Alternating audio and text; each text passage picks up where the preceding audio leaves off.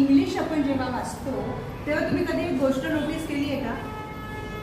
नाही केली आहे ना? तर ज असतो जेव्हा स्पेलिंग ज नावाने शेवट होतो, जसं ऑरेंज, ब्रिज, तेव्हा आपण एंडला जे लिहितो का रे? नाही.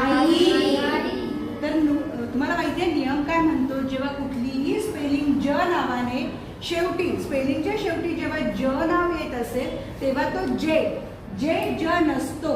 काय असतो मग? एकतर DGE ज असतो किंवा GE ज असतो.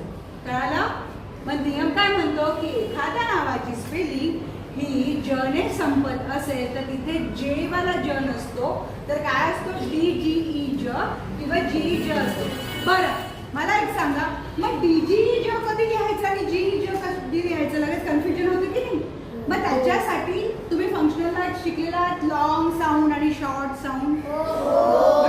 ज्या साऊंडचा स्वर मोठा स्ट्रेच निघतो त्याला म्हणतात लॉंग साऊंड, आणि जो साऊंड आपण पटकन बोलतो आणि लगेच थांबतो त्याला म्हणतात शॉर्ट साऊंड. मग पहिला DGE कधी घ्यायचा आहे? तर DGE चा नियम आहे use DGE after a short sound.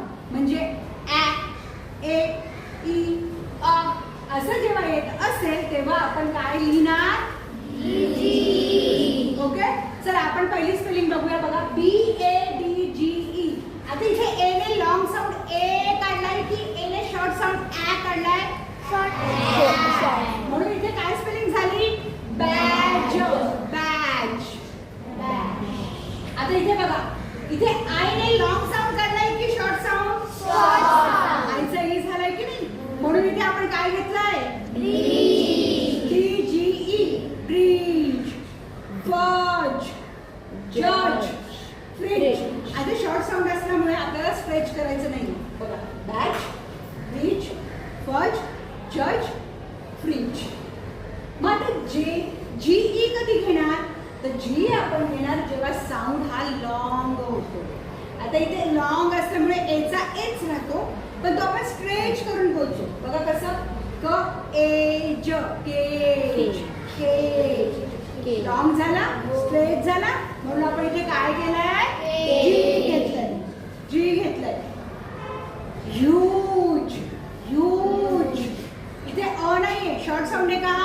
Long आहे ना, म्हणून huge end with the G.